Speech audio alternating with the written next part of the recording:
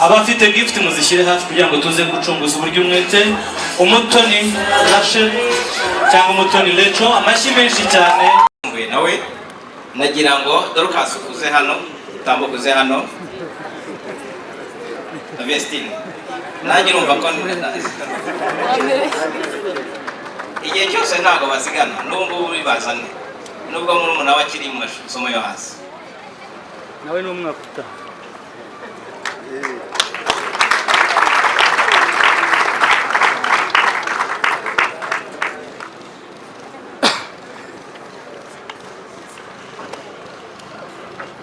Mubaze mumwire Vestine n'ubuhe Dorcas, kubera niyo wabibwira none ejo ndongera nkagira gutenga byibe.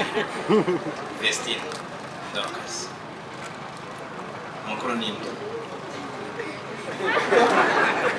Ndashaka kumuha microphone abasuhuze ariko turagushimiye by'umwihariko.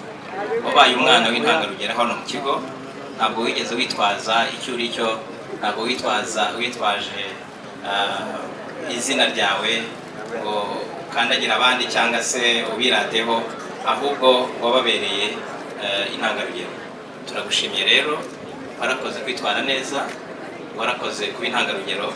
Ubundi ndakeka imbuto yarazeze, sibyo? Ariko imbuto yeze ni iz'umwuka wera.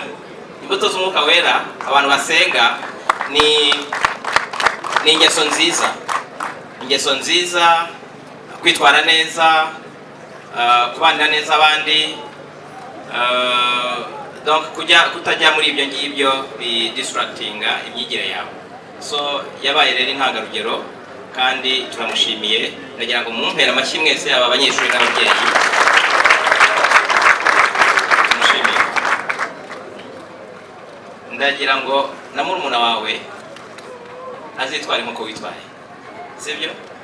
Kugira ngo nawe umunsi wasoje amashuri nawe abanyeshuri bazabe bagufiteho urugero rwiza, sibyo? So reka muhe microphone avuge, abasuhuze ndetse agaragaze n'ibyishimo bye uburyo yishimiye umunsi. Mwiriwe neza.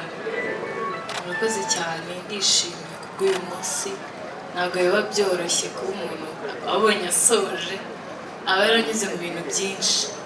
Ndabashimiye cyane ababyeyi bacu ku burere muduhereza kugeza aka kanya, kuba twebwe dusoje. Hari abandi bana bitashobotse ko basoza, ariko twebwe byarakunze. Turabishimira Imana n'ababyeyi bacu, kandi ndabashimiye cyane. Imana ijye kuba umugisha. Murakoze cyane.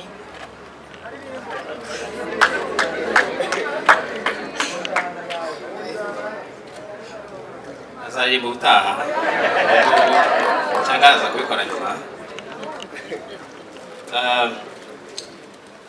Ndabashimiye uburyo ibikorwa